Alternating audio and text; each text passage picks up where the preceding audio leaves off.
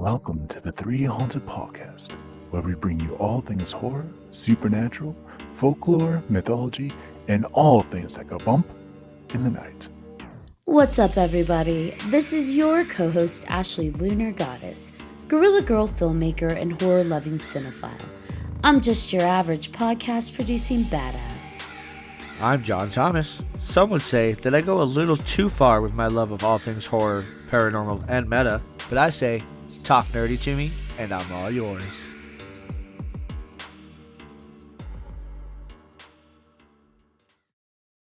What's up, ghouls, gals, and all of our paranormal lovers out there? Today's episode marks a pretty amazing moment for 3Haunted podcast.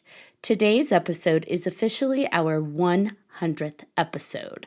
What better way to mark this momentous occasion than with one of our favorite topics, paranormal games that people play. Joining us is special guest host BJ Segura, returning guest Goosebumps Gary, and the one, the only, Kevin K. Daddy from the Dirty South. Welcome back, guys. Hi! Hey.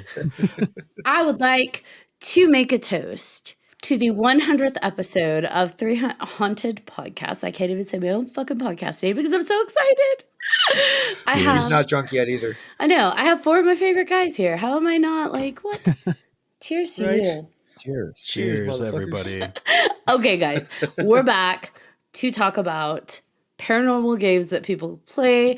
One of my favorite topics because we usually get like balls to the wall crazy when we talk about these. So without further ado, who's got the first game? I have a question, actually. So I was listening in, obviously, on previous ones that you've done, and for me, it's hard to know which games you've covered. So I guess we can just throw them out there and then see if you have covered them, and then see what sticks. Yeah. Or like the second episode, we could just continue to go. I don't think it was the second episode. I think it was with our cryptids or something. We had recovered a couple. But if we cover a couple that we've done before, fuck it. We have new listeners. Yeah. Okay. New listeners, and we're drunk too. So, well, I am. No, Well, you're we drunk. I'm the problem. Hi. I'm the problem. It's me. That's my Taylor Swift. All right, Tay. Look. Says the one who said loin. Loin. Shut the fuck. I didn't even drink before I said that. I just have fumbly mouth today. I have a fat tongue. I can't help it. Oh Lord! You trip on that thing when you're walking, or what? Sometimes. She said fat, not long. Not long. Okay, yeah. Fats, or like you bite it like this, and yeah. Well, who's got a spooky game? I got one. All right, drunkie, let's hear it. Now, I was gonna say now he's quick to say, "I got one." So, have you guys heard about the Answer Man? Mm-mm. No, you don't know the Answer Man. Yeah. Okay, so the Answer Man is an urban legend about a game that is played by kids in Japan. Now, when I found this, it was the article. It's back in 2012. So think about the technology back then, right? So they say the game can invoke an evil spirit that will answer any question put to it. So basically, and it's been going on 10 years prior to that, so for a while. And they say you should, when you're doing it, you should use burner phones, and I'll explain in a little bit why. But basically, you gather 10 people in a loose circle. Each person must have the number of the person to their left on their phone. And so on the count of 3, each person presses the call button to call the person on their left. A calls B, B calls C, C calls D, blah, blah, blah, blah, blah. Everybody puts their phone in their ear and listens. Because everyone is calling everyone else at the same time, all the phones should be busy. Again, difference in technology right now, right?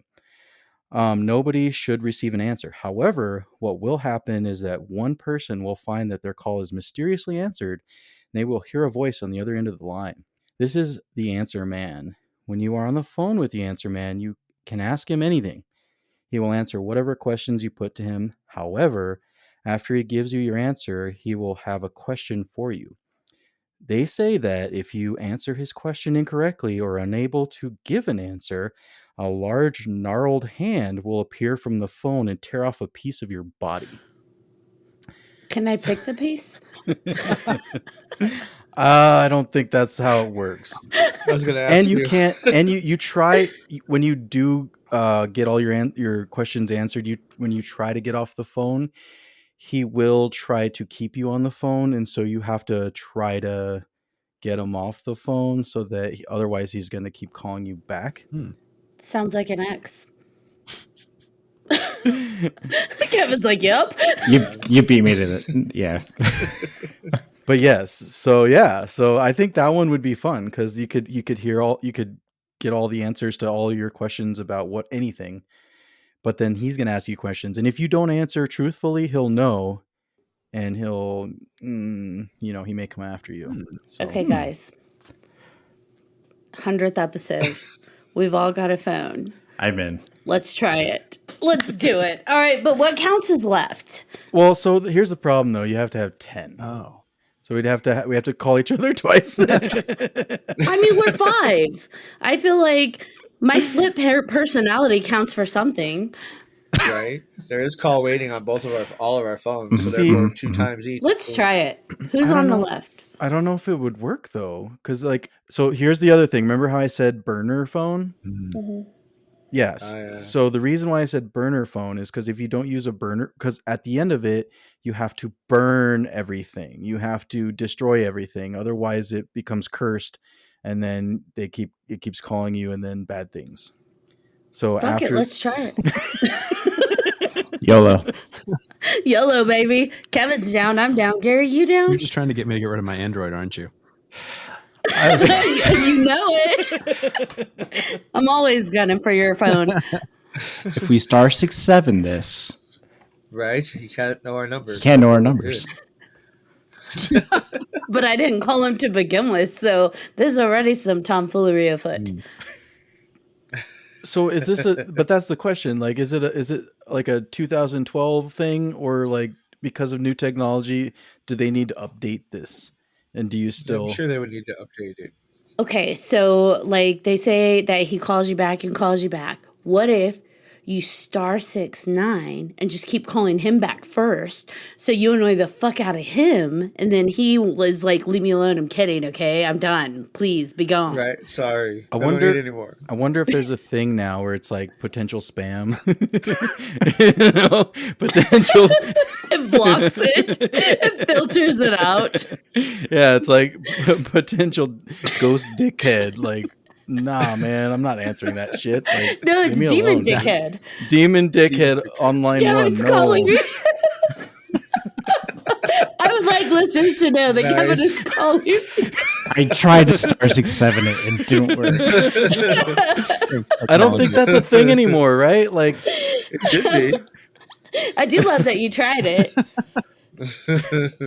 Which actually makes sense because right now, speaking of technology, if someone's calling you, you may not even be able to try and make the call. So you'd actually have to hit that call at the same time just so that your screen isn't locked up. and you're supposed to call all at the same time, basically, is what it is. So, Yeah. but Yeah, I don't that's think we one could actually pull that off. Yeah, BJ's too drunk for that. kind of. But question for everyone is like, what kind of question would you ask? Like, what if this were true? Like, and let's just say it as for all intents and purposes, what is a question that you would ask the person when he answers? Do you have an Android or an iPhone? What does chicken taste like? Because if everything else tastes like chicken, then what does chicken taste like? Dinosaur. Why does it sound like someone's peeing? Because I'm pouring a drink. And he just does it with a straight face too. He's just I'm like, peeing. for all we know, you could. Like, I don't know what question I would have. Like Secrets of the Yeah. Universe. Nothing like that? You wouldn't ask, like... I mean, if a demon called me back, I would already know then that other shit exists. So I wouldn't be like, is there something else out there? Because now we know there is, and now I'm stuck with the demon. But You could get sexual with it. Be like, what are you wearing? I mean, do you not know? only BJ. I'm just saying, like, I don't know. I'm going to be like, you're calling me again? We already have a date for Wednesday. Fuck off when my are phone. when are we gonna meet in person? See, that's like those are the kinds of I think that's what you should ask. You want to meet it in person? Well, How many fingers do you have? Tell me all your fears. no, you got to get real with it. You got to be like, Are demons really hermaphrodites? Gary? I would like to know the answer to that. what do you think, Gary? You got a question. 42. ASL. He's waiting for it. 42. ASL. Age, sex, location. If we're going back to the I know. We're going back to AOL days. I it knew took what me a you said minute with there. ASL. I was like, Yeah. American Sign Language, what? yeah, I'm like, Right. it probably has a different meaning now. I should clarify. Yeah, good questions. All good questions. So would you guys play that game? Yes. Yeah. Back then. Burn- Burner try it. phones though, like get burner Burner phones. Burner phones. Can't have enough. Burner I'm risky phones. enough. I'd use my regular phone. I mean, I have a few from Sure. drugs and stuff. So well, at least you're honest. What if you use a VPN? Good question. Does that count as burner? Because you can just change your VPN. Yeah. I don't know if you have to See? burn your like computer. We're adapting to times. Or No, your because it's phone? through the VPN Just connector. uninstall. Uninstall. Yeah, reinstall. maybe. That's the workaround. That's Or by him calling you, does he give your whole computer a virus and it's not just the VPN? Or is the whole thing cursed?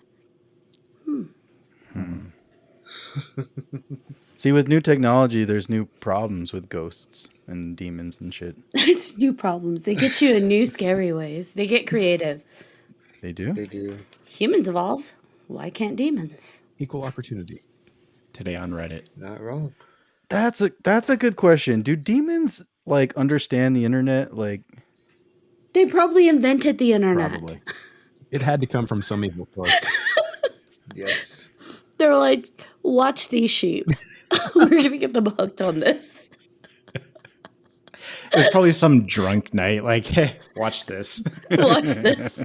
Hold my soul. Watch this shit. Okay, I've got the next one. yes, All right, this one. So that was what, in Japan?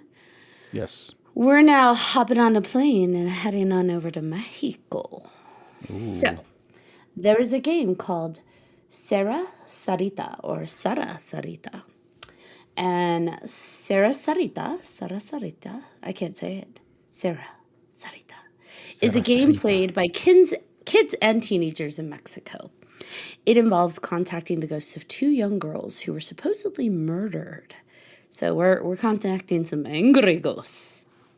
So in Mexico, the game is known as El Juego de Sara Sarita, and it's similar to Charlie Charlie, that pencil game, and I think we've talked about that before. So what they do is to play the game, you only need 2 players and 2 coins, but the coins have to be of the same value. So whether it's pennies, nickels, quarters, whatever, pesos, just has to be the same. Pesos. Pesos. So it has to be the same value. So the 2 of you sit on the ground facing each other, and you each hold a coin in your hand. Both of you say out loud, Sara Sarita, can I enter your game? And then you throw the coin over your head so it lands on the ground behind you. So there's going to be a lot of head turning in this game. If the 2 coins land on heads, it means the answer is yes. If the 2 coins land on tails, it means the answer is no. If it's one of each, the answer is maybe. So that's the way to get trolled, or chance. Chance and happenstance, because that's what this really is. So if you both get yes, you can begin the game. And you ask Sarah and Sarita questions by throwing the coin over your head with the same kind of rules. Heads up. Both heads up means yes. Both heads down means no. One each is a maybe or unsure, I guess. And you get your answer. It is important to end this game properly, or they say bad things will happen. Some people say Sarah and Sarita are the ghosts of 2 murdered girls. Others say they are evil spirits or demons communicating from You guessed it, hell. So, we're talking to hell. To exit the game, you have to say, Sarita, Sarita, can I leave your game? And once again, throw the coins over your heads. If the answer is no, guess what? You got to keep trying until they tell you yes, you can leave the game. So it does say, warning, big, all capital warning. Some people have found that this game is very difficult to get out of. There are even reports that even though they did everything properly to end the game, it still doesn't end. So hours after playing the game, weird shit happens. And like they go home and they're sensing there's something wrong. They feel followed. And so if that happens, if you're like, man, shit's popping off, guess what? You face each other. You take your coins and say, Sara, Sarita, am I still in your game? And you flip the coins. You're probably going to get a yes. So be careful. I love it. Yeah, so that's a game, but again, you're flipping coins. So it's a lot of chance. It seems easy, but it's also like, what's the intention, right? Just like the last one. Like, what are we trying to get at? What questions do you want answered? Yeah, I don't know. John Thomas, what do you think? Yeah, John I Thomas. think you should play that game. I think you and BJ should. Yeah, Who's man, going? I got 2 nickels. Let's do it. That might be. I don't know. I don't know. I want to say yes, I'd play it, but then, like you said, if the shit's still popping off, I really don't want to deal with that. I got enough shit popping off. I don't need any more. So maybe that's a maybe for me. Yeah. It's a maybe for you. There's a lot of urban legends that surround that, by the way. So, like, Right. people are like my friend of a friend. As we hear, Always. they've had one where it's like the friend asks, "Can I stop playing?" The kid gets told no, and then that night their dog's dead. Like, stuff like that, Yeah. where a friend of a friend, game didn't let him leave, and bad shit happens. So we're not talking about just ooh, I feel scared and spooky, like real shit. Does it matter what ethnicity you are in this game? Do you have to say things in anything? Does it matter? Nope, you can say it in English, Spanish. Because it's similar to the Charlie Charlie game. So, Oh, okay. which is an English game. And so have you, I don't know if you saw this, but have they had like results? Like have people said what they've come out of it with? Like what kind of answers have they gotten? Or what do you think that they would get out of it? I don't know. Because to me, I'm a bit of a skeptic. So it would be like, okay, you're just relying on chance with the coins. But it is interesting how many people in the comments are like, yeah, I played this game and it was fine up until I asked to leave the game and it keeps landing on no. And it's like, oh shit. All right. Well, that is a bit unsettling. I just keep thinking about Stand By Me, right? the Four Tails, right? Just I don't know. It's just, I don't know. I'm very superstitious, and I feel like stuff like that would drive me nuts. I'm also OCD, so like being superstitious and OCD, that would be a horrible game for me because I would just flip Now I for really like want him to play it. days.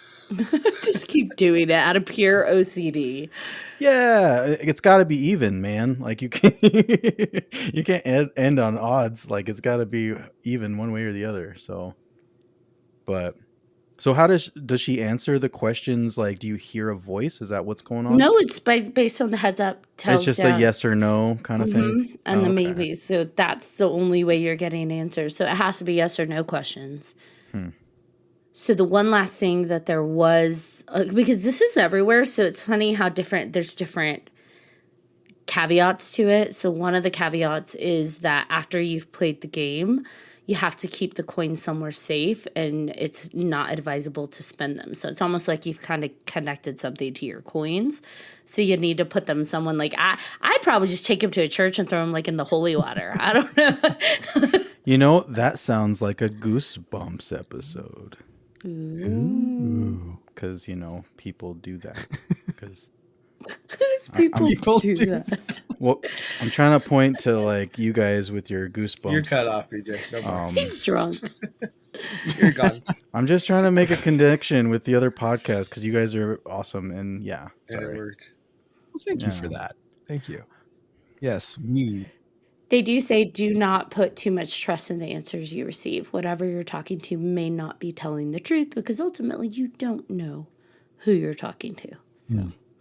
Yeah, it almost feels like just like kind of hearing like the rules of like what you're supposed to do with the coins afterwards and like the not trusting in it. And when it sounds like a almost simplified Ouija board, like where like instead of having the full alphabet, you just have yes or no. But you know, a lot of the same rules apply, it seems, where it's like you're supposed to close it and you're supposed to like end the communication, but then you know if you know it doesn't end properly, like the communication line is still open and you can still ask questions. And you know if you're not supposed to get rid of the coin, like you're not supposed to get rid of the Ouija board after you use it, and like you're definitely not supposed to give it away to like somebody, like gift it. And so like in this case it would be the spending. And so like it's amazing how a lot of these kind of overlap in some way, like almost like a Venn diagram, like the Ouija board with the coins and the questions with the what did you call it earlier, BJ? The answer man. So like kind of like it's amazing how they all overlap in some way, shape, or another, you know? Yeah, it's all just a way to get to connect with the other world, whether it be spirits or demons or whatever, aliens. I don't know. Yeah, it's like a scrying pendulum, with the simple yes no mats. It's very similar, except the interesting thing I find with this is that it requires two people. So you've got the energy of two combined individuals. And really, it only takes one to believe for something to potentially answer. So, hey, who wants to play? Let's do it. I don't have a coin on me. Do you have to wear clothes? Is that clothing optional? So I was thinking about that, and I was like, Of course you were. Of course you were. So if you're doing Ouija or whatever, like what happens if you do it naked? Because there's no, like, I looked it up. I was looking up all kinds of stuff, and I was like, what if you do all these things like naked? Does it make it? Do you have a better outcome? And it's like nothing. There's nothing out there. So I don't know if people just don't like. I don't know what it is. Like I feel like if you do it naked, I mean you're more vulnerable. But aren't you? Are you any less vulnerable if you're wearing a t-shirt and shorts? BJ, whatever you do, don't get in trouble with the law, because if they look at your computer, like... We damaged BJ. Ever since we talked about sex magic, he's like, so can I do that naked? That was the episode. Yes. I'm just curious. Can I be curious? I don't know. You can be No, you curious. can absolutely be curious. BJ, you and I will trouble talk with the off camera. Okay. Okay, so let's go there. Let's get dark. Let's get weird for a moment. Okay, we already are there. But let's say you are hypothetically doing these things naked. That does leave your skin exposed. And some people that do play paranormal games do talk about getting scratched and bitten and those kind of things. So I would think your clothing is a layer of protection in case something like that does occur. I wouldn't want to do it naked because I'd be afraid of the scratches and the bites and the stuff that may manifest because you don't know what you're calling. Yeah, you don't want your balls out and like. Rear. Unless you're into that, you might like having your balls like pinched. I don't know. I need a coin. Kevin's Kevin's like, yes. Kevin's like, there is an itch I've been looking for. There's been an itch I've been meaning to scratch, but I can't do it myself. And now you know why he's K-Daddy from the dirty South. Jesus. I love it. Gary, you had something that you were saying. Did I? Yeah.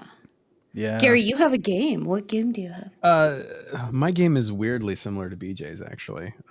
It's called The Telephone Ritual. Ooh, let's hear it. So it says this chilling game whoops. check, please. This chilling game simulates a spooky encounter with the devil. It is best played solo in a dimly lit empty house with an old-fashioned landline phone. You can see why I picked it. You may take turns to play with your friends individually. What you will need, a dark empty house, because those are readily available. A landline telephone, because those are also readily available. Salt. Or rotary phone, Yeah, right? I mean, why not? Dream big, my friends. A flashlight and a cell phone. And so this all right, so I'm going to read it, but I feel like it's kind of undeveloped, this whole thing. How to play: find an abandoned dark house with no company. Locate the Why does it have to be abandoned? devil. Locate the bathroom. Okay, devil. Good answer. Great answer. Yep, that was a Makes solid answer. Good Okay. answer. Good Drink. answer. Is it on the board? Survey says, yep, there it is. Devil. All right, Devil drink. devil. Cheers, Satan. Salute, Satan. Salute. That better be the hashtag for this episode. Salute, Satan. I can't even say it. Oh my God. This is hilarious. Okay, Gary. Okay. Yes, abandoned house, Satan. Yes. Find an abandoned house dark with no company. Locate the bathroom and sprinkle salt across the threshold outside its door. Enter the bathroom, close the door, and lock it securely. Illuminate the toilet with a flashlight. Dial the house's landline number from your cell phone. Wait in suspense to uncover who or what responds to the call.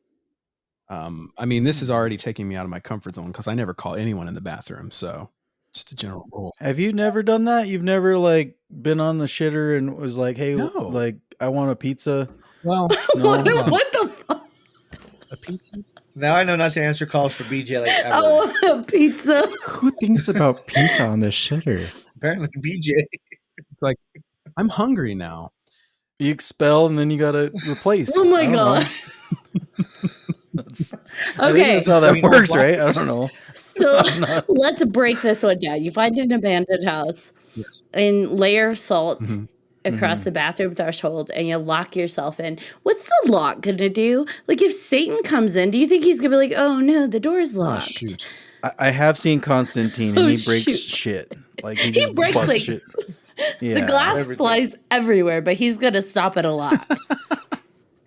I hope so. It's to keep the police out because you just totally broke and entered into like somebody else's That's property. a good point. I don't think that's gonna stop the police either. Like, oh darn, the burglar's in there, but it's locked. We gotta go, And the guys. burglar's Satan. Come on, let's leave. Like, is Satan just knocking on the door? Like, hey, can I come in? Could you unlock that, please? Like, I had It's too much locked. pizza. I gotta use the toilet. So what happens if he answers? Does the game It doesn't say? say. Like, it leaves me hanging, and I'm very. I figured it would be lead to good conversation. So, what do you think? Hmm. What do you right, think happens? Gary. Yes. I need you to go on a field trip. Okay. Take your computer, take your camera, like stay connected somehow, Okay. and find an abandoned place and do this and fill in the second half of this game. Okay. Yeah, we gotta get it figured out. Flesh it out for us. Yeah, it's for science. For science. For science. It's educational. You know what? This is hilarious. We're asking the, Jesus boy to go do this. But hey, you're extra protected. That's right. I got God on my side, guys. And close. Call back. Yes. Except you're Yes. best friends with heathens. So really, you're kind of fucked. Okay. So we just called Satan. Yes. And the layer of salt in the bathroom threshold and the locked door is going to stop Satan. You know what they forgot to do? Because they have you in the bathroom for a reason. Can any of my friends recall season 1 why you would want to be in a bathroom for this game? Anybody? Bathtub. The water. The The water. Yep. The water. Yes. Running water. What do bathrooms have? It's a lubricant to the other side And mirrors. and mirrors.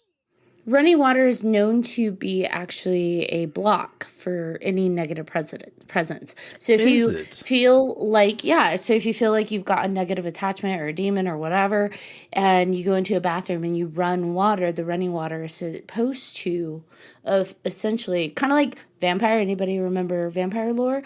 Running water is something that negative creatures can't cross or be part of. So Is that why, like, for baptisms, like, use water because it's like a protection and the cleansing and like a barrier?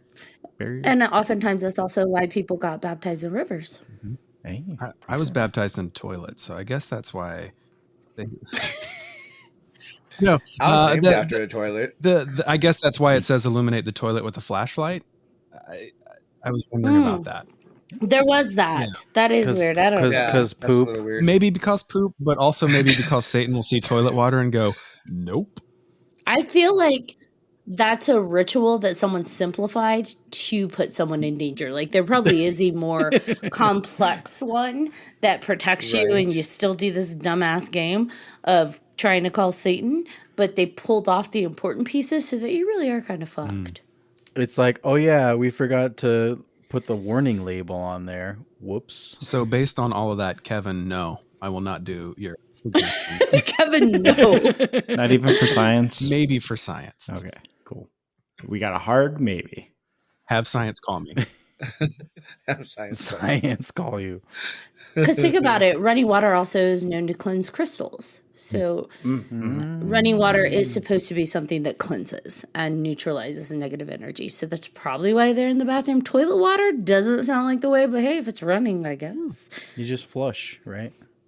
Again, I feel like this is one of those things where there's a much bigger ritual that someone took half of it out to put people in peril. Kind of like we talked about with Shane on the whole thing about drawing circles and doing rituals within circles. There is actually a much more expanded ritual to create a secure circle that existed like centuries ago, but now it's been so dumbed down. We're like, oh, if I just draw it on the floor, I will be safe. And he's like, no, motherfuckers. Like originally you were supposed to do this, invoke angels, you were supposed to do all this other stuff. And now here we are. And we wonder why that doesn't work. If you believe in that stuff. If you believe in that stuff, because you obviously don't, because you're a skeptic. Is BJ calling people out? Ooh. I don't know. That's what she said, just 20 minutes ago. I was just reiterating. It's not that I don't believe in that stuff. It's just. Would you? So question. We're talking about paranormal games. And being naked. And being naked and maybe drunk or high or whatever. Yes. Would Okay. you? Which we already know don't do that. Would you wear that sweater, and play one of these games, even though you're a skeptic? Like, are there any of these that we've talked about tonight that you would be like, I don't know if I'm gonna play it because I mean I don't believe necessarily, but like this one kind of freaks me out. So I wouldn't play any of these games because I do believe that even if you have just a little bit of belief, you can absolutely manifest these things. And all it takes is a little bit of belief. So I wouldn't play it because I feel like there is a part of me that's like, it could be true. And that's enough for shit to pop off. So no, I wouldn't play it. But some of these are hard to swallow. That's what she said. Because they don't make sense. Like I lock myself in a bathroom, and by locking the door and shining a flashlight on the toilet, I'm safe from Satan. I don't know. Well, so here's the question. So if we're getting into it, like toilets, right? Like when you sit on them, and a lot of toilets around the world don't exist. A lot of toilets are just holes in the ground. So you just squat and you do your business. So like, what is it about the toilet bowl that adds to the mystic? The water. Remember, I think there's pieces, like Gary said, this feels like it's missing stuff. So I feel like there's pieces missing, but to me it sounds like you're flashing your light on the toilet to see if there is running water in there. Because if there is, then that means there's running water in the house, and therefore you are in a protected area. Because you're drawing the salt line, so that means there is protection going on. you have to have a good plumber when you're doing this shit. Plumbers are the real protectors of the world. It sounds like it. Thank you, Mario Brothers. Running water, that's all I gotta say. I think that's where they were going with this. Running water and salt. And if I can add to that, like the toilet, like constantly has water, like stationary in it. Like even when you're not like flushing, like it's still full, like in there or in the tank. And so, unlike your sink or your, I can't think of anything else, bathtub. I mean, I know that there's water in the pipes, but there's more of a concentrated amount of water just sitting still. Like a baptismal fountain. Yeah. All right, so then if Satan did answer the phone, what would you guys say to him? Her, them. It. Surprise, motherfucker. Surprise, motherfucker! Surprise, motherfucker. Oh, What was your favorite Nightmare on Elm Street movie? Really? That would be my question. What's your favorite scary movie? Yeah, man. Yeah. I mean, it's like which one depicts you the best? What's your favorite gospel Like, song? Like, did you like what is it called? With Keanu Reeves. Constantine? No, with Al Pacino. Oh, Devil's Advocate. Yeah. Yeah. Nice. It's like, what did you think of that, right? Like, Who would you cast as you? right? There you go. There you go. He's like Beyonce. That could work. She's the queen bee. I'm the queen S. Ooh, I like that. Nicknames. Satan's got to have a nickname, right? Like Lucifer, what his friends call him, Lucy. Luce. Hey, Luce. Lucky Lucy. Lucky Lucy. What's up, L? What's up, Al? What's up, Fur? I would love, like, if that were to, again, like, let's just for all intents and purposes say it's true, and like the devil answers or Satan answers, like it would be fascinating to be able to ask, like, what kind of depiction of you is the most accurate? Mm. And like It's getting real. you know what I mean? Like, Yeah. like, because there's so many like religions and so many different like ways. It's easy. Darkness from legend. I'd be like, I mean, tell me about your childhood. are you okay? Do you need a hug? All right, next game. I have one. Mine is also a telephone-ish type game. It's called the Shoebox Telephone. It says that this was, I don't know when it was brought up, but they say they used to play it in juvie a lot. So we'll see. So the requirements are you need one phone booth, like a closet or some, empty space, a paper cup, a shoebox, a length of thread to about 2 to 4 feet in length, one needle, pair of scissors, a power object, should have some connection to the person who you want to speak to, one sheet of paper, one ink pen. Do not attempt to substitute a pencil. I don't know if it says why or not. We'll see. And a flat surface on which to write. You begin right before you go to bed. Doesn't matter what time. If you go to bed at 6 o'clock at night, then do it right before bed. All that matters is that your day is over. Keep all your lights on, but turn off all other electronic devices, cell phones, TVs, computers, all of that. Then you wait. You'll know when the time is right to begin. Once you arrive at the right time, take up your sheet of paper and your pen and begin writing a letter addressed to the person to whom you want to speak to. Explain to your person why they should call you. Do not cross anything while writing, and do not correct any mistakes. Don't overthink what you're writing, just write. When you're done writing, take up your length of thread, tie one end of it to your power object. Using the needle, thread the other end through the bottom of your paper cup. Remove the needle and tie off the thread. This will be your handset and telephone wire. Pick up the paper cup and read your letter aloud into it. Read it sincerely, mistakes and all. Place your letter and the power object in the shoebox with the telephone wire thread leading out of it. Close the lid of the box, but don't seal it. Then rest it on the floor of your phone booth. Leave the paper cup standing on top of the shoebox. Set the scissors down next to it. Wait for the telephone to ring. The ring will come in the form of a dream to the person trying to call you. It might be that night. It might be a night shortly thereafter. You will wake up from the dream, likely in the middle of the night, and know that the telephone is ready to be answered. Get up out of your bed, go to your phone booth, don't turn on the light, don't speak. Do not proceed if any of the following occur. If you find the shoebox open, or if you find the paper cup knocked over. Should you encounter either or both of these incidents, do not place the headset anywhere near your ear. Keep the shoebox closed and snap the string with your hands. If you are unable to snap it, you're fucked. I'm just kidding. If you're unable to snap it, use the scissors. If the shoebox and paper cup are undisturbed, you may proceed. Get in the phone booth and close the door. Sit on the floor, press the paper cup to your ear, cover your other ear with your hand, and listen. Really listen. They're calling collect after all. Smartasses. Can you still call collect? Yes, probably. Okay. With the paper cups, you can. 1-800 movement to a minimum. SATTANN. Sorry. You're good.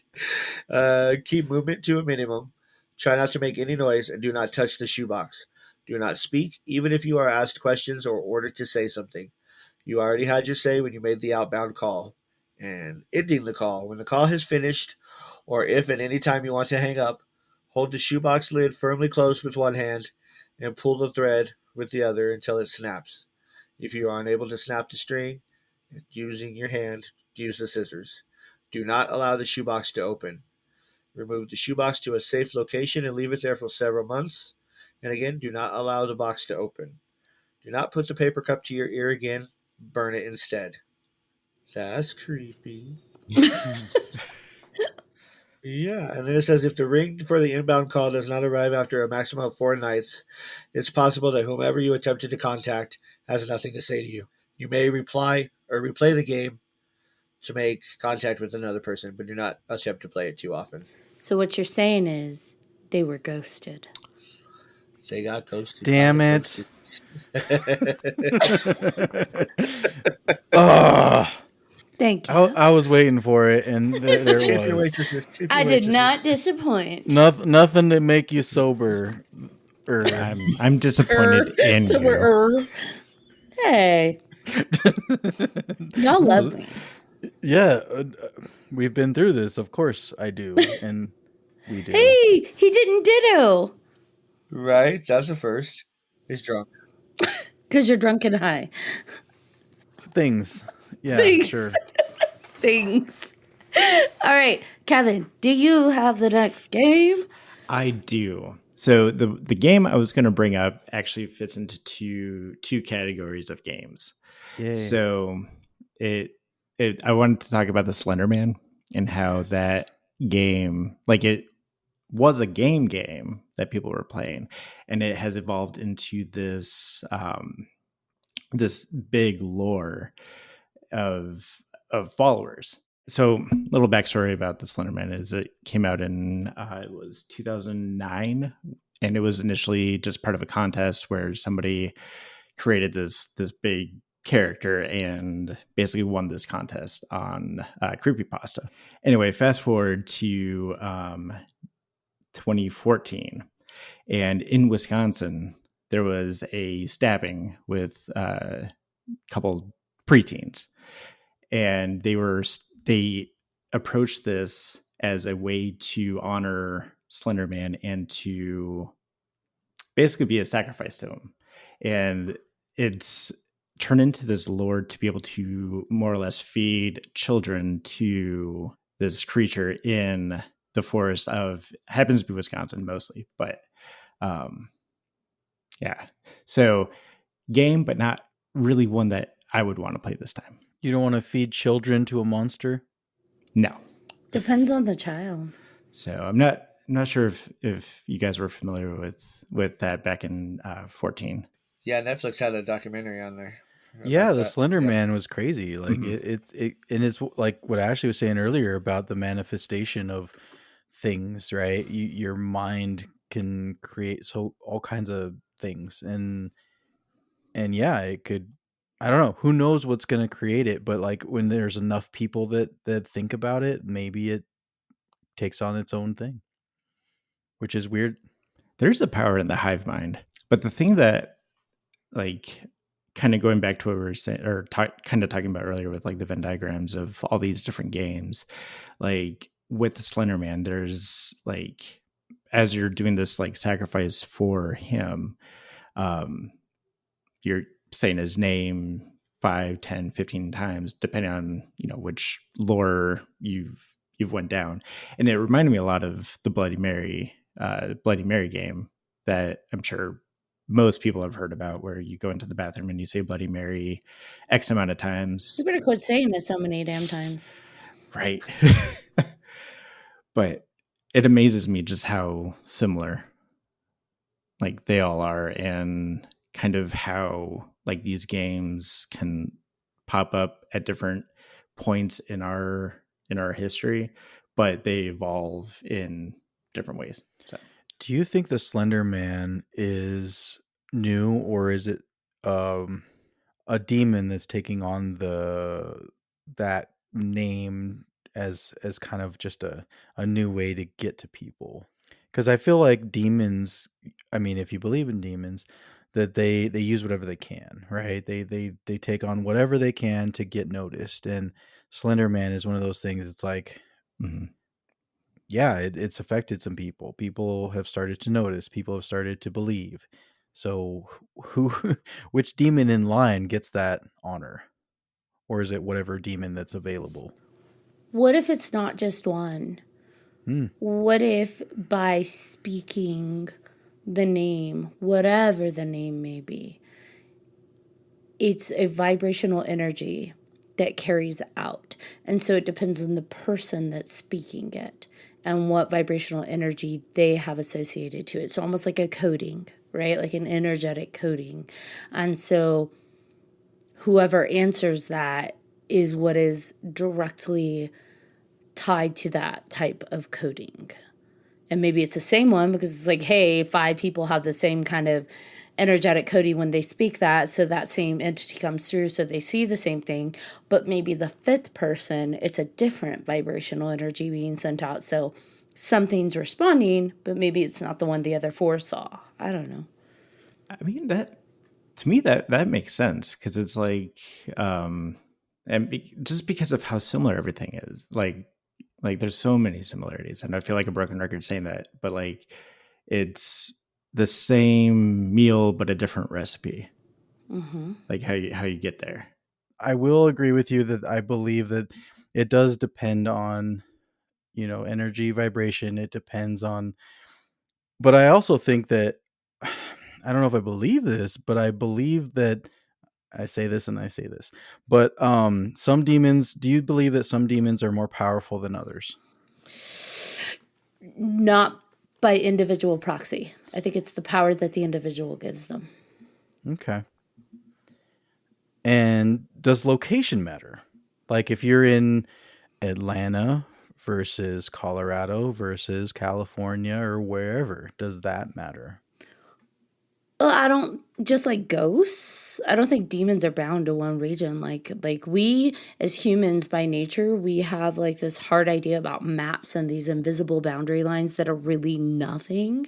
So I think some areas have higher energetic presences. So you're probably going to see more activity there. So you might see more demons, you might see more whatever, fairies and centaurs. But when it comes to actual like demons specific to a location, I don't think that's a thing because they don't think they exist in our world. So You don't think there's like a turf war? It's like this Bill's turf. Like you don't cross Bill. Like Bill in Atlanta, like that demon, he owns that era. He Fuck Bill. owns that Oh, fuck area. Bill. Like you can't cross Bill. No, I don't think so. Okay. I Only don't know. because we're looking at it from a human lens. We see turf, we see boundaries, but we also only see the world in like 3D, right?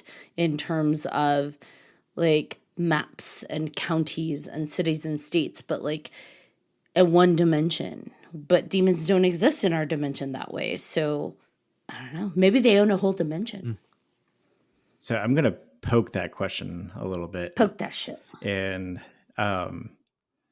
like we were saying that if the energy that you're putting out into these games can determine how they present themselves to us. And so there's that power of the mindset of, of what this being is going to present itself as. Could that in turn also create, and like by proxy, that could also create like a boundary as well for that presence? I'm sorry, I'm trying to figure out a better way to say this question. Like, there's power in the manifestation, but in turn, could that also provide the power to create the boundary? So kind of creating turf, but like a location, maybe, like, because when you go to haunted places, maybe it's a demon, and maybe it's in, like, specifically in a certain house or a certain castle or whatever. And does that make a difference? I think for the demons, not, but I think for the humans, then yeah, we see that boundary and we're like, okay, well, they can't cross it, but maybe they still can. Like, they're like, fuck you and your stupid whatever. Well, But okay, I think it's how do they get into this world?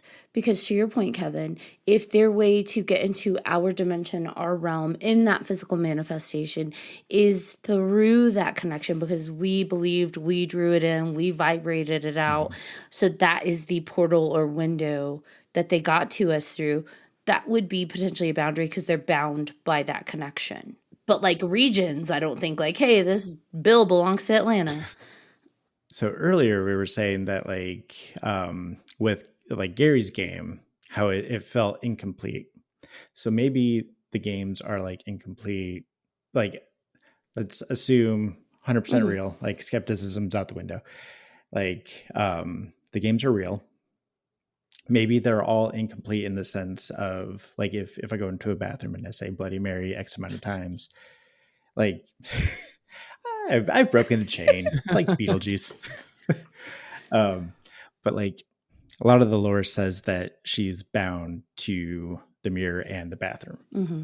And so maybe it's an incomplete thing to bring her in and to be able to have a free reign. I don't know.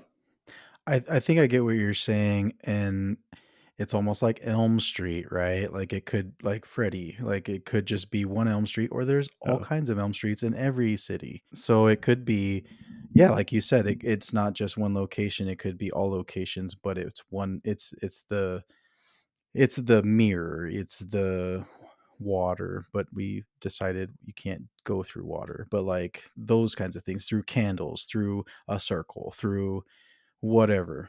Yeah. And again, but the trigger is the people, right?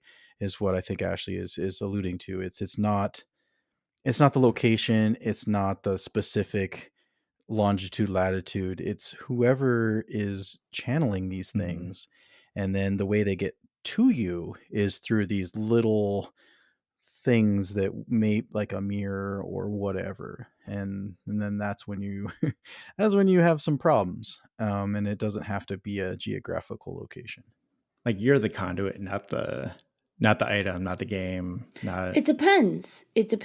Yes, you're the conduit, but ultimately, I think it's also your belief system. Because, like you said, Kevin, when you bring it to the mirror, it's the idea that you cannot leave the mirror. So we have established and asserted boundaries, energetic boundaries that entity needs to abide by.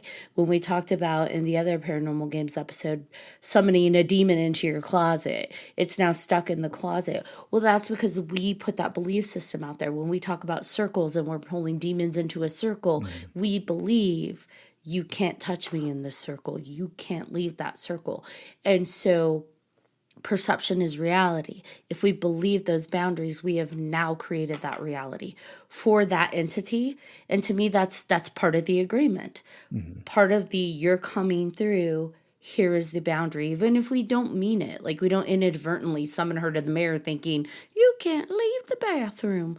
But because we somewhere believe that is the contract we just created for that entity to be able to use our energy to come through and physically into this realm. And so maybe we have more power than we're giving ourselves credit for. Yeah. And we're creating those boundaries. That's what it sounds like, that we do have that energy. We we are the way in. And it just depends on, and if you're with a group, it intensifies it, right? Like it makes it even more of an issue. And that's why if you do these games as a group, it can create more of an issue. Do you think? Do you guys think that like the more people you have involved in these games affects the result? Absolutely. Yeah. So I initially learned about like the Bloody Mary game from a book when I was in elementary school. I'm not going to say the name of the book because legal reasons, but like it was in a very popular children's scary book. Do you think like that presents a problem for like, endorsing that kind of a game for kids? It's like, I mean, it's going to hit thousands, millions of kids, Of that buy course. that book. So, or rent the book. Yeah, I mean that stuff isn't out there by accident. I think that when it comes to children, it's more dangerous because remember, perception is reality. Kids have a stronger imagination and stronger immediacy and belief systems that we lose as adults, right? We get more unsure, we lose confidence. And so our beliefs like in our boundaries and what we can manifest and imagine is a lot weaker as adults. Whereas kids, it's like boom. It's strong, it's solid, the imagination is immediate. So I think, yeah, absolutely, it's more dangerous to put it in a kid's hands. But with that said, kids have a better belief system that can work for them too. Because if you teach them that you are in control, you have more power, that can be trained to be strong against that stuff. That's a little harder for adults to believe. It takes a lot more for adults to buy into it once we've lost it than it is for kids. I mean, like when I read that as a kid, it scared me so bad. And like I remember going to my parents and asking about it, and they're like, "Don't do it. Don't go into the So he bathroom. did it Don't like say 10 it. Don't times. do it." And then when I found out that yep, no, I was terrified to do it, and for the longest time, like growing up, when I learned that like there was a drink called a Bloody Mary, I was so petrified of people ordering it because I was like, don't do this. Like you're gonna like you can see a reflection in your glass. Like don't do it. Don't order that drink. And not in a don't drink sort of way. Yo, I still get paranoid. I love that drink, and I still get weird when I order it. I'm like, maybe if I say it really fast, Yeah. that. Yeah. So you mentioned the many people, and does that create a problem? And I would like to do, because we're all dorks and nerds and we love movies, I would like to do a Yeah. reference on how that can be a problem. As we recall in the Ghostbusters, when one of them pictures the Stay Puft Marshmallow Man. Because we all stay blank and we'll be okay. And then she's like, the choice has been made. And they're like, wait, what? It's a thing. Yep. One person can fuck it up for everybody. So yeah, absolutely. Just like in a seance circle, one person can break the circle. Like it really is one of those things where the more people you have, if you're playing these dangerous ass games, yeah, probably it's not good. I will say, so I went on a paranormal investigation with a team, and we had a lot of people. We had a lot of people with us, and I will say having a big group actually negatively affected that vibe. There just wasn't um anything. Like we didn't get any kind of, like we had all this equipment, and we didn't get any kind of reading whatsoever.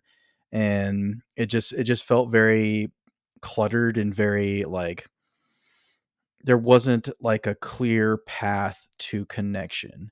And I think that was part of the problem, that there was just too many people. And I think maybe with a game, more people are focused, and they're all thinking about the same thing. And I think that was maybe the issue. We didn't play a game, and so we weren't able to connect as a collective to something that was, I mean, we heard the stories and everything, but everybody's thinking about, oh, it's cold outside, oh, it's dark, oh, there's this, and this, and it's a weird situation. So it's it's one of those things. Like, I think maybe you do need a game in order for a big group to channel something. Otherwise, if you're just going on a ghost hunt with a bunch of people, it's just that negative. You're not going to get what you want from it. It's almost like the game channels your focus 100% to that thing, and it's like, I don't know. The game is a ritual, my friend. So, we're calling them games, but these are Oh, rituals. totally. And so, Absolutely. yes, you absolutely probably are going to get more results if you're doing a group ritual. You're focusing energy on a ritual. Here we go. Yay, a cult. But the Right. other side to that is that when you're in a paranormal investigation with a lot of people, or no people, or 1 people, or 5 people, or 100 people, there's something to consider. The reason you're not getting results might be because the ghost just may not want to talk to you back. I think people forget that like when you're on a paranormal investigation, it's not always like dance monkey. You show up when I say you're gonna show up. You're gonna touch my cat balls and you're gonna make my boo bear go off, gotta and like scratch my me. my meter's gonna go. Like, no, it's still ultimately their choice too. If they want to talk to you, and maybe they just don't want to talk. Right. I mean, Kevin and I know about that, especially, with Luana hosting the stuff at the melting pot. And there were nights where nothing happened. There were nights when a few things happened for a few people. And, it's like we tell them, just like you said, they're not circus animals. They don't perform for us. They will show up when they want to show up and if they want to show Yeah. up. And we thank them for their time, even if they don't show up. Thanks for, whatever, being around or, just being you. So, Sometimes you just want to be a cozy burrito and not say a word. exactly. And there is such thing as energy overload. And when we are in a room with 1,000 people, we're not going to be able to focus in on one individual energy. Our sensory, it'd be too much. If our senses stayed completely open, it would be overload and we'd lose our flipping minds. Whereas when you're one-to-one with someone in a room, you can read their body language, you can pick up on their energy so much more fine-tuned, and you can be more open because that overload isn't happening and you aren't risk for that. So, there's lots of things to that, but ultimately, like what we have to remember with these games is they're rituals. This is the occult. We call them games. And like Kevin was saying with the books, maybe there's a danger in that we're kind of minimizing the risk by calling it a game. But these are rituals. By calling it a game too, like compared to like going on a ghost hunt with like a bunch of people, like I feel like by calling it a game it's like channeling your like brain to think, oh, this is something fun, this is exciting. Where if you go ghost hunting, like uh what John was talking about, some of the public events, like you have a lot of people that are like, not in it. And like, I'm just gonna say it, some of them are assholes, and like they don't care. And so like there's no investment, like personal investment, where with a game it's like, I don't know, like there's an investment that you're putting in, even if it is like, I'm just having fun with my friends, I'm just having fun with this person that I'm doing this thing with. I don't know. No, Does that make absolutely. sense? It's the way you're approaching it. Is the intention is The everything. intention, yeah. And it's and also, like, is it respectful, or are you just being like you were saying, like, are you being a dick? Like, do you give a shit? Like, are you just using this to, for whatever reason that has nothing to do with what happened to these people, or right? Like, that's the other thing that bothers me, I think, about sometimes with the ghost hunts, is that, when people go, "Oh, what are they going for? Are they going just to get scared? Are they going to feel something?" The history, I think, matters, right? The history of what's going on and what happened to them. Mhm. And I mean, there's, I don't know if you're there to help them or whatever, but like, at least I think at the bare minimum, trying to understand is the most important thing. And then that's where, if you can make that connection, that's the most important thing. And that's how you can make a better connection, right? Is by understanding their history. I feel like that goes for life too. Like, not to get super deep, but like intent and respect, and that it goes such a long way. Like, and it could also go a long way in a not so good path, just like with the games. Like if your intentions are in the game, bad things could happen. Speaking of bad things happening, I've got one last game for you. Yay. This is called The Closet to Another World. We're playing this one. You can play I this like one. it already. Okay, so one person can play this game. And you are going to need a few items. You need a small piece of paper. I don't know why it has to be small, but there you go. The only time where small is acceptable. I'm kidding. A writing instrument of some sort. 2 drinking glasses, but remember there's only one of you. A large cardboard box and a number. This number must be your age squared. So I hope to God you can multiply. That is your age multiplied by itself. Do not use any other number. And you'll need a closet. So remember, I hope you can do math. Your age times itself. I'm in trouble. If not, get a calculator. That's a lot of numbers because we're old now. All right, so preparations. This can be done at any time. So a lot of games, they have to be done at midnight or 3 a.m. and that's already a ritual in and of itself. Yes. But this one is anytime. So if they're on, you turn off the lights in the room outside of the closet. If they're open, you close the curtains or the blinds in the room, also outside of the closet. So you got to have lights off, blinds, curtains closed. You write your name on the piece of paper. It doesn't say if it's just one name, your full name. I'm assuming if we're going demonic, which is where I think this is leading, it's got to be your full name, but what do I know? Not your PlayStation name. Right, that's your screen name, your gamer tag. So you fill 1 drinking glass with water to a 1/7 of its full capacity. So again, we got to be able to math. So particular. Leave the other drinking glass empty. You open the closet and place the cardboard box inside. And then you enter the closet. You bring both glasses in with you and the piece of paper with you. So it may take a few trips if you're not coordinated. Make sure you remember your number. So you did your math. Make sure you remembered it. You didn't write it down on your paper because that's just your name. You have to memorize. So we got math and memorization. I hope we're good. This may not work for you, BJ, with the drugs and the alcohol, but What? I'm on it. Okay. So he's got the pen. All right. Glasses. I have a cardboard box over there in the closet already. We're set. He's going to do it. We're going to watch him. Okay. So you go in the closet. You close the closet door. You ensure that no light enters the closet while the door is closed. So, Kevin, you can't take your phone in there with you. We're just going to have to hear the screams from the outside. Screams. Okay. So the box has to be big enough for you to fit inside of. You sit inside of the cardboard box. You place the piece of paper with your name on it in the glass filled with water. So we dunk it in that 7th full glass. He's doing it. All right, Kevin's got the name. You got 7th filled? Of coffee? Is that okay? I said water, but that's dirty water, I guess. So It's earthy. It's an extra. it's earth water. Okay. So you close your eyes, begin counting. So now you got to be able to count up to the number you calculated. That's a lot of So- numbers. I'm out. Yeah. So the squared age.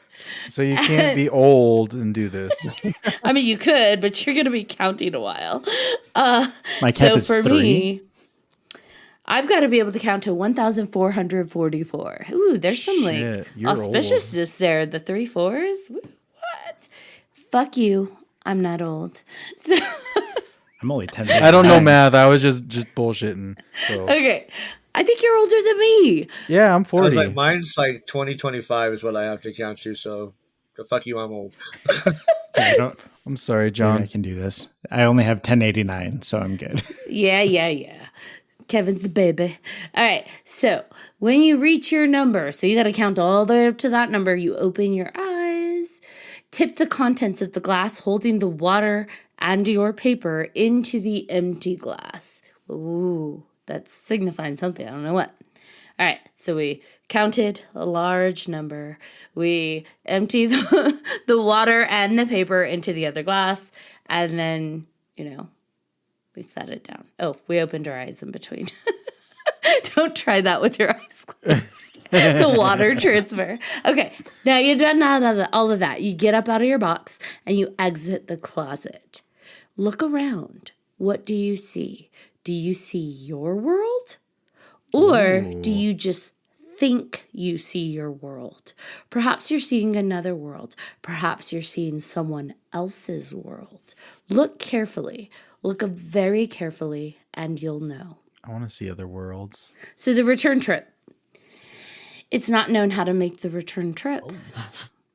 It's not known if it's possible to make the return trip. So that's the end of the game.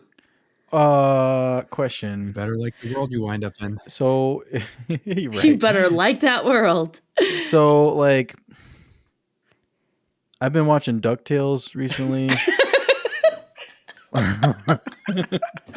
I mean, that'd be kind of fun, right? Like, like like being Gizmo Duck would be amazing. It would.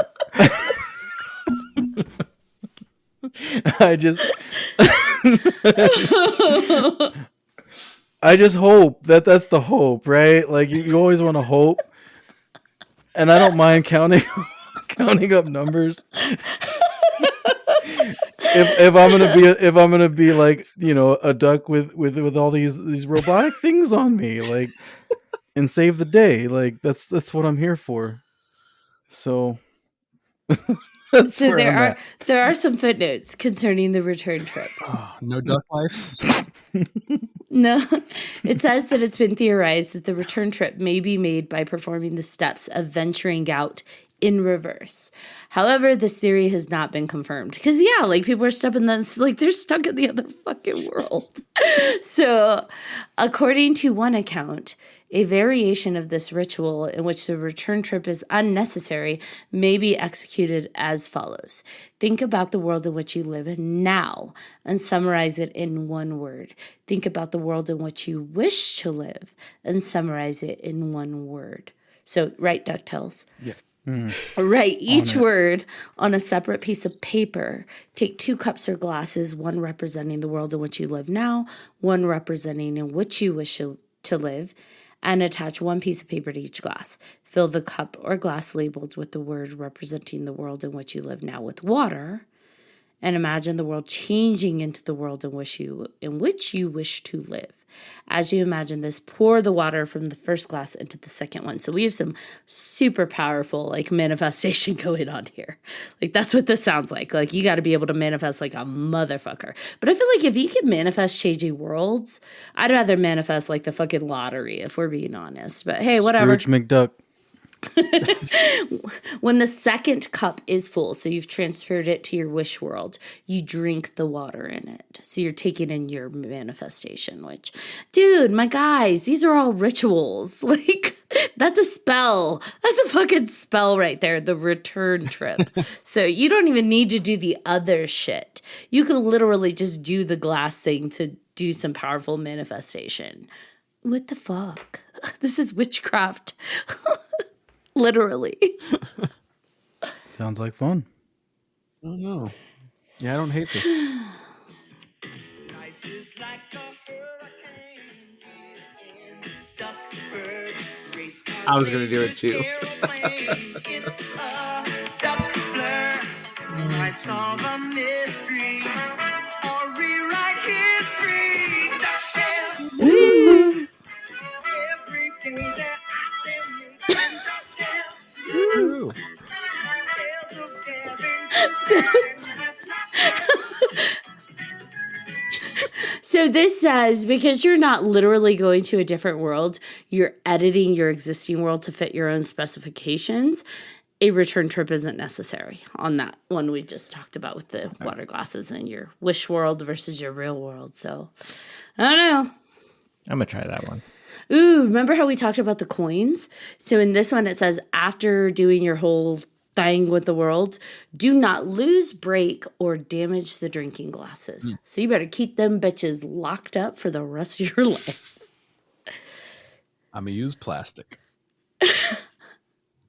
Okay, so out of all the games we talked about tonight, rituals, which one would you play?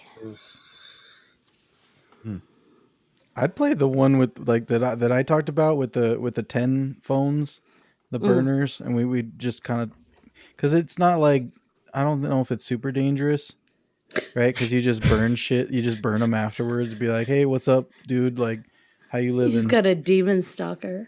I mean, like, it could be worse, right? I mean, I already have 3. All right. So what's one more? Kevin just laughs. All right. What about you, Kevin? I would probably do that the very last one where it's kind of like editing your reality to. Yeah. No, would you do the original version where Yeah. you're actually walking out into a different world, or just the manifestation? The manifestation one. Okay. John? I would probably do mine, the shoebox one, just because. And yes, BJ, you can do it naked. All right, Gary, what about you? Which one would you play if you had to? If there were more details, I'd probably call Satan from the shitter, but I don't think that. I think I'm going to go with your last one. That sounds a little safer. The variation? The where you adapt your world? Yeah. That's a hard one. Because the manifestation one sounds nice, of like switching or, improving your world. But I don't know. I guess it's probably the safest one.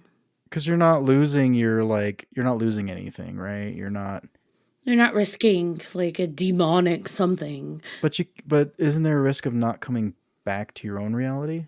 Well, we're talking about If the you do the first variation. Yeah, the variation of it where you're just changing, like, this is my current world. This is the world I wish to live in, which is really just improving your existing world. So. Right. Unless you miss a step and then you're screwed. But I don't think you have to do like the whole. Oh, fair. I don't know. You don't have to Like like pierce your step it skin out. and blood and shit. I mean, that would be fun. Then I'd be about it. Been there, done that. Right? These games, there's a lot of math involved. Why is there so much math and like sheets of paper and writing? Like, what is all of that? Because Why does that matter? Demons trick you. That's the ritual part. Demons are old school. They don't like technology. You can't like text that shit. Like, you can't be digital with it. I mean, they've been getting hip with the times. How many of these games had cell phones incorporated? Come on. I had to call Satan on a landline. Come on. I mean, it's Right? he's not advanced. That's because you wanted to, because you're nostalgic. Well, he's an old soul like me. Much older. Much older. A lot older. Could you imagine squaring his age? I'm really glad that I was able to get all of you on so we could do this 100th episode. It did not disappoint. I had a blast and amazing time talking to all of you. Even Quiet Gary, Goosebump Gary. I mean, he's quiet just because we're loud and obnoxious. Yep. So I'm super grateful for you guys jumping on and being a part of this. Kevin, I love you so fucking much. I'm so glad that you were able to come on. Thank you. I know you're crazy busy. I love you guys so much. Thank you, Goosebumps Gary. I love you. I love that you can come onto this podcast. We have our podcast and we do amazing things. You're amazing. I know you're kind of quiet because this is not quite your comfort zone, but I love We that. have a lot of fun, and I'm glad to be part of it. Now, once more, but less drunk sounding. We have a lot of fun, and I like being a part of it. Damn, John. Come on, man.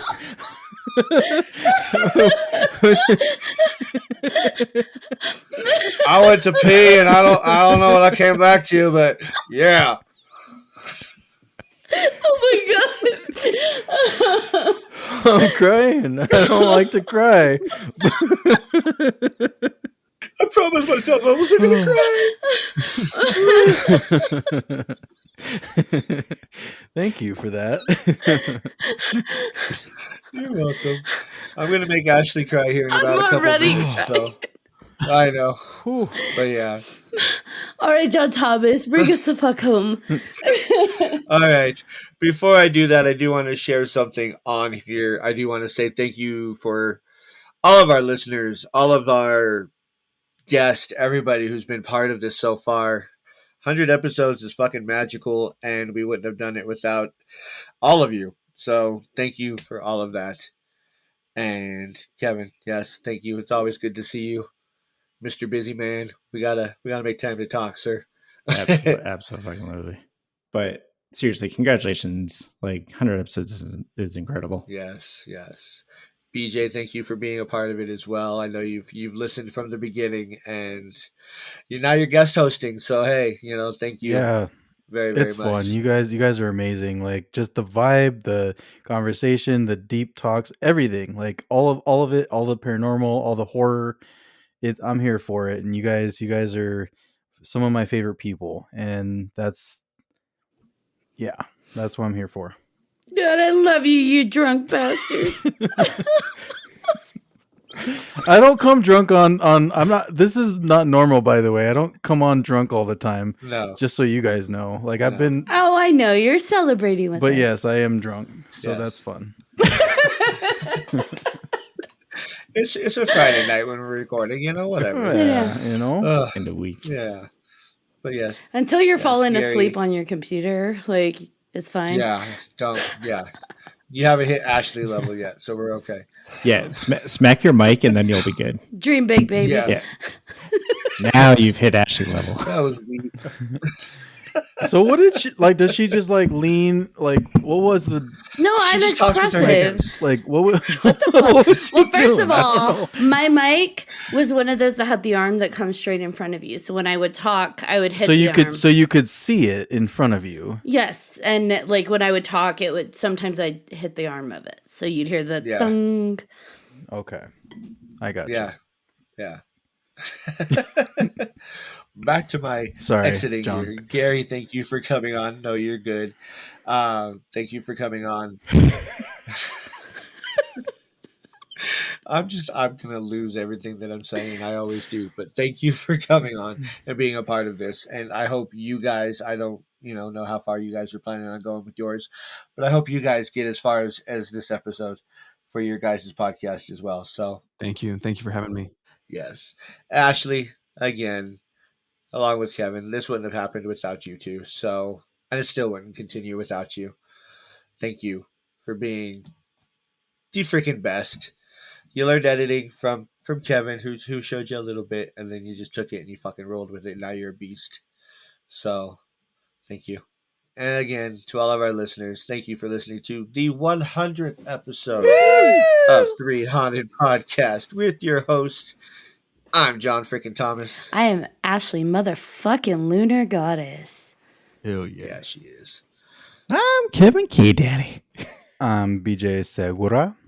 I'm Goosebumps Gary. Yes. I Ooh. love it. I'm gonna This you know getting what? hot in here. Save that and just put that on the intro for like everything. Yeah, Can I have a ringtone of that? Like, absolutely. Ooh. You guys are too much fucking fun. I'm sorry, John. I don't mean to interrupt you. Can I say something? I just want to say something. I know we're probably gonna edit this out anyway, but I just want to just bare my soul to you guys for a second, because Who wants to get naked? I'm just gonna take my shirt off for a little bit. But no, I no, you guys have just been so cool, and you guys have covered so many topics for so long. 4 seasons worth of content, 100 episodes. This is a big deal. And if you don't, like, you guys need to recognize like the amount of time, the amount of effort that you guys have put into this. This is not something that's easy to do.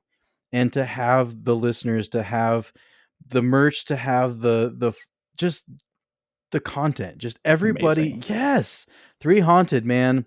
3Haunted is like, I became a huge fan, and that's why I'm glad, I'm so fortunate to be just part of it. Like, I just feel so happy just to be part of it. Like, you guys are amazing. Like, just the content you have, the diversity of guests that you have on, and just all of the things that you guys are able to talk about with and it seems fresh. That's the thing that's unique with you guys.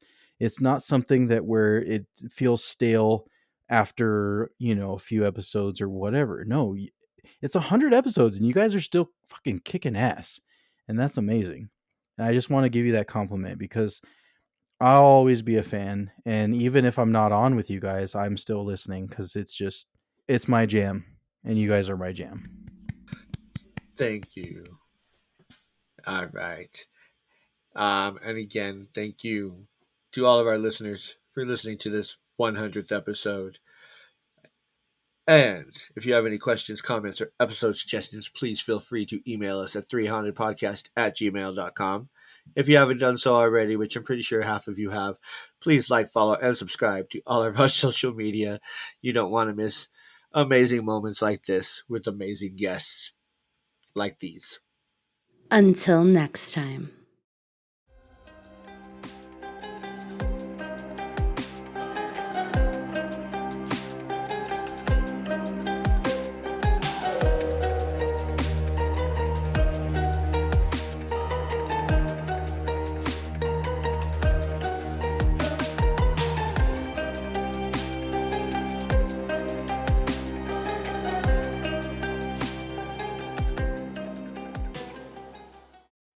Are you looking for more awesome podcasts? Head on over to withoutyourhead.com for access to the Without Your Head podcast network, where you'll find a variety of podcasts sure to keep you entertained and coming back for more.